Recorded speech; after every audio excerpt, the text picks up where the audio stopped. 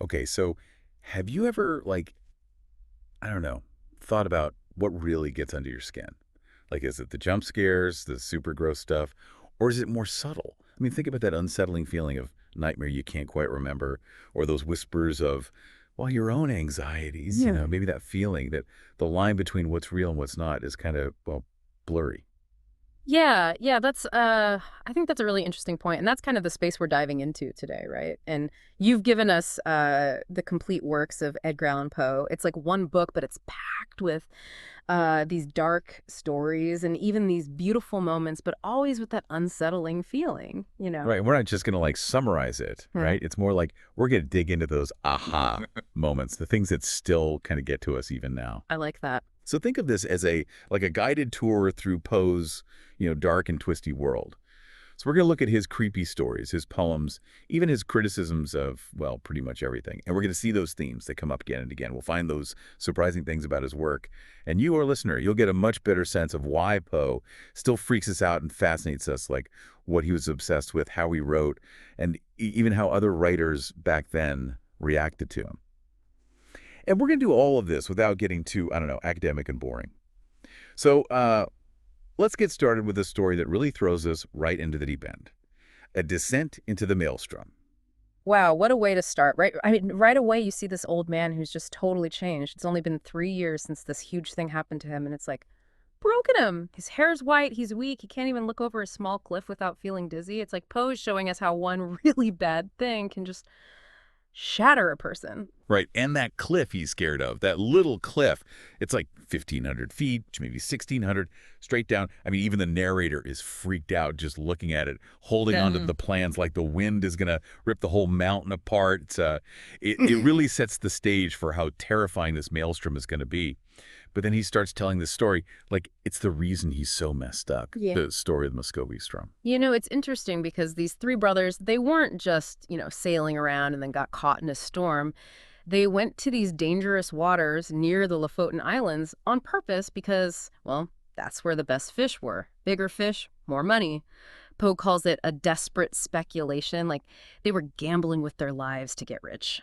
Yeah, like they knew it was dangerous, Yeah. but the reward was worth it. And then, bam, this huge wave hits them, like a gigantic sea. They describe their 70-ton boat being tossed around like a toy.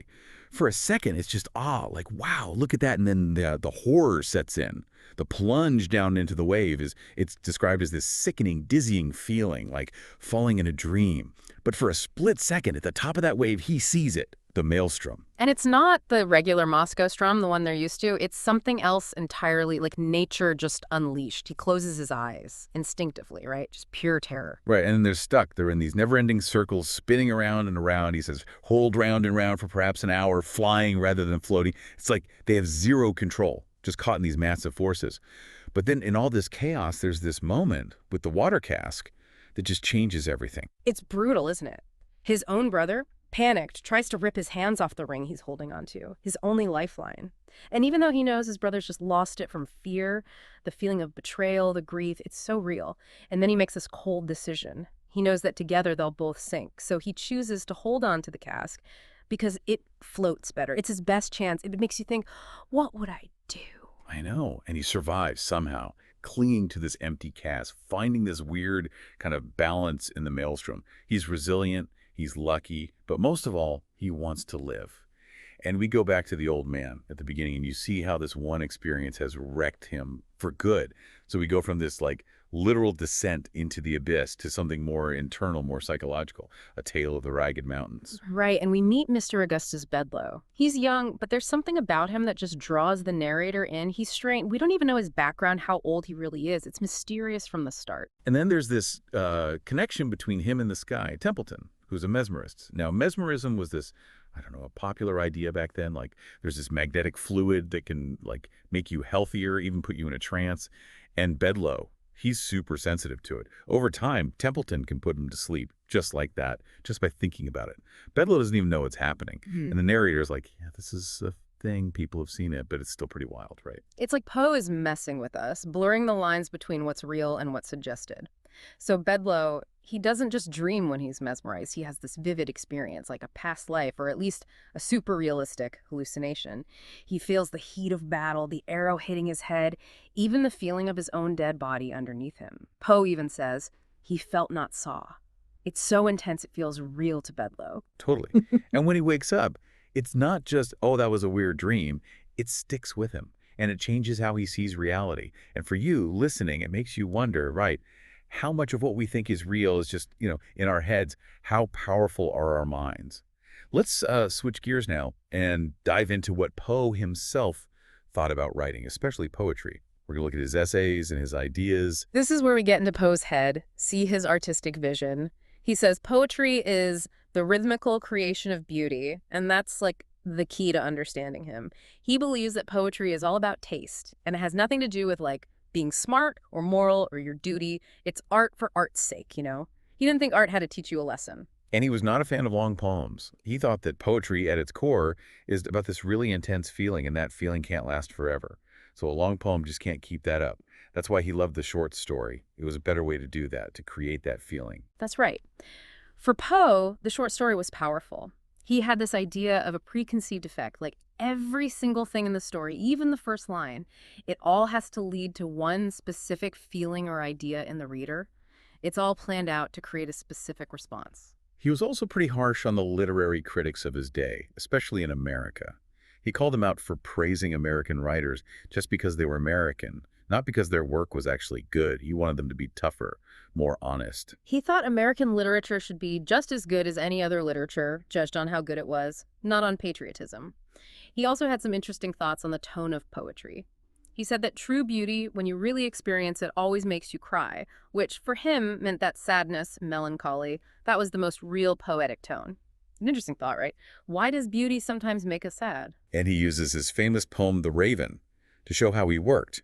He wanted to create this feeling of sadness, melancholy, and he thought the most poetic topic was a woman dying and her lover grieving for her. Then he added the refrain, nevermore, that one word repeated, and built the whole poem around it, the story, the setting, everything, to get to that feeling. Even why the Raven says nevermore, it's all part of the plan. Yeah, you see his process, right? It's methodical, almost like an architect designing a building, but with words and sounds and structure, all to make you feel something specific. He even gets into the technical stuff, like how the lines of poetry are structured, criticizing people who get too picky about the rules. He thought it was all about the rhythm, the back and forth of long and short sounds. He wasn't just a great writer, he was a thinker, a critic. But now let's lighten things up a bit and look at Poe's humor and satire. It's not what he's known for, but it's there. And it's pretty funny. For sure. Even with all the darkness, Poe had a sharp wit. You see it in this piece called The Literary Small Fry. He makes fun of these literary magazines with these crazy titles and ridiculous ideas for stories. It's hilarious. It's like he's making fun of the whole literary world, all the egos and pretentiousness. And How to Write a Blackwood Article. That one's just genius. It's supposed to be a guide to writing those super dramatic stories they published in Blackwood's magazine. But his advice is so over the top, like focus on terror, get really philosophical, even if it doesn't make sense, it's a total parody. I can imagine someone actually trying to follow his advice and failing miserably, of course. And then there's Bon Bon, this philosopher who runs a restaurant. He thinks your stomach and your brain are connected, which is kind of funny since he's a chef. And this story where the devil comes to his restaurant and they argue about the soul while Bon Bon is trying to write about metaphysics. It's classic Poe, funny and smart. The Angel of the Odd is another one. It's about this guy who has the worst luck imaginable, and it just gets crazier and crazier. You can't help but laugh. Even The Imp of the Perverse, which is about that, that feeling where you want to do something you know is bad for you. It has this satirical edge to it. It's like he's poking fun at our self-destructive tendencies. It's good to remember that Poe had this side to him, that he could be funny and satirical. It shows how good a writer he was and how well he understood people. He saw the silliness and vanity in the world, and he wasn't afraid to make fun of it. So let's step back again and look at some of Poe's thoughts about society and intelligence more generally. In his Marginalia, he talks about how hard it was for American writers to get noticed, because people back then preferred European writers, considered them more witty and intelligent. It's like he's pointing out that America was still trying to find its own voice in literature. And he says that sometimes really smart people miss the obvious things. He compares it to staring at one star so intensely that you miss the whole constellation. It's about perspective, right? If you focus too much on one thing, you might miss the bigger picture. I also really liked his idea about writing a book called My Heart Lays Bare. It would be totally honest, totally revealing, but he thinks no one would ever write it because we're all too scared of being judged. Imagine if someone actually did write that book, though. Right. It would be amazing, but terrifying. And in Mesmeric Revelation, there's this part where he talks about all the different types of matter, from solid metal to this superfine, unparticled matter. It shows that he was interested in philosophy and science and trying to understand the universe. It's amazing how all these different ideas come together in Poe's work. But before we wrap up, we have to mention just how much is in this collection. Right, we've only scratched the surface. There are so many other stories and poems, like Ligeia, about this obsessive love and the power of willpower, Berenice, with its creepy beauty and obsession with teeth, Lenore, so sad and beautiful, Manuscript Found in a Bottle, total mystery, Hop Frog, about revenge and dark humor, and The Gold Bug, with its codes and puzzles. They all show how creative and diverse Poe was. Yeah, he could do it all, from psychological horror to adventure, but always with that unique Poe style.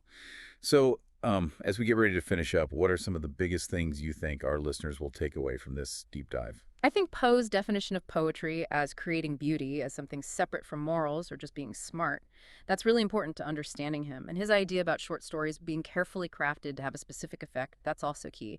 But maybe the most important thing is that he could combine beauty and horror, reason and madness in a way that still fascinates and disturbs us. Definitely. And don't forget his humor and satire. He was funny. It reminds us that he wasn't just this dark and brooding figure, but a complex person who could see the absurdity in the world. So, were there any aha moments that stood out to you? For me, it was understanding how deliberately he worked, how he planned out everything to get the effect he wanted. Like in The Raven, he analyzed his own work and showed how he did it. It's like he was pulling back the curtain on his creative process. Yeah, that's a great point. For me, it was seeing that contrast between the strong, capable sailor before he went into the maelstrom and the broken old man he became. It's a reminder that trauma can really change us, break us, even if we think we're strong. We've really just scratched the surface of Poe's work, haven't we? Definitely. There's so much more to discover in his writing. We hope this deep dive has given you a taste of his world and made you want to explore more. And to leave you with something to think about, consider this. Poe was obsessed with the power of the mind, how easily our perception of reality can be broken. So how much of what we think is true is really just in our heads? What if something happened that shattered our worldview? It's something to ponder until our next deep dive.